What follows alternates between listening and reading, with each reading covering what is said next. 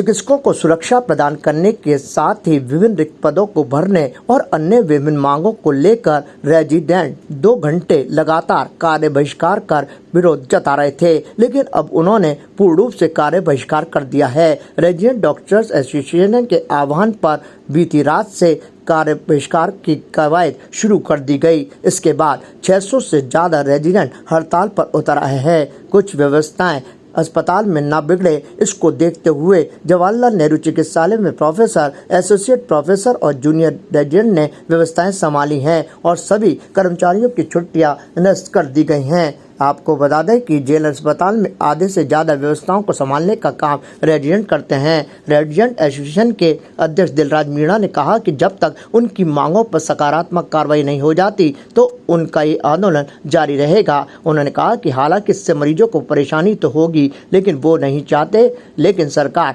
Resident के प्रति अति संवेदनशील दिख रही है। सरकार से वार्ता होने के बाद भी कोई सकारात्मक रुख नहीं निकला, लिहाजा इसलिए संपूर्ण कार्य बहिष्कार करना पड़ा है। जो रेजिडेंट यूनियन ने हमको एक लेटर दिया, उसमें 628 रेजिडेंट जो टोटल है, इन्होंने पूर्णतः कार्य बहिष्कार करके ये सभी स्ट्राइक पर है। तो इसके व्यवस्थार्थ हमने जो 628 रेजिडेंट स्ट्राइक पे गए हैं, तो समस्त सीनियर फैकल्टी को ओपीडी और round the clock duty rotation हमने लगाई है। इसके साथ ही हमने जो टोटल एसआर है हमारे पास 52, उनकी राउंड द क्लॉक ड्यूटी वार्डों में और ओपीडी में लगाई है। जेआर है जो हमारे पास 94 जेआर है, उनकी हमने ड्यूटी लगाई है।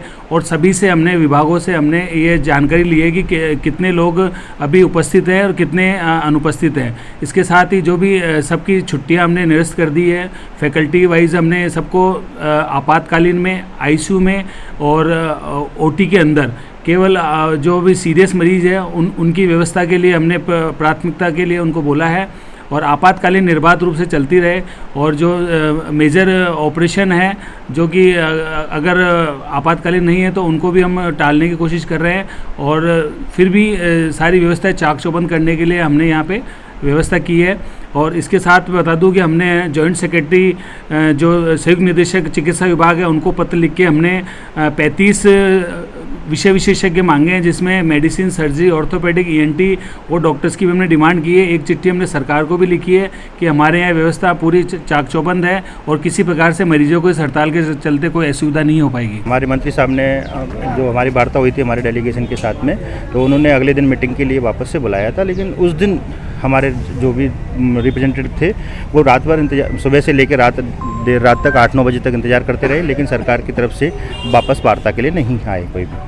तो उसी चीज़ को देखते हुए कि हमें लगा कि सरकार हमारी जो जेन्युइन डिमांड है कि आप सुरक्षा और एक ऐसा वातावरण नहीं दे पा रहे रेजिडेंट को, तो सभी रेजिडेंट या जो भी चिकित्सक है सभी लोगों ने बड़ा दुखी हुए कि इस मंत्री साहब के खुद हेल्थ मिनिस्टर साहब ने एक अच्छा प्लेटफॉर्म दिया, उसको भी आगे नहीं रख पाए और हमसे वार्ता नहीं की। तो वार्ता नहीं करने की वजह से सभी को दुख होने के कारण सभी रेजिडेंट ने एक डिसाइड किया कि हम ये चाहते हैं कि एक साथ ही पूरे राजस्थान के जितने मेडिकल कॉलेज हैं उन्होंने पूर्ण कार्य बहिष्कार पे गए।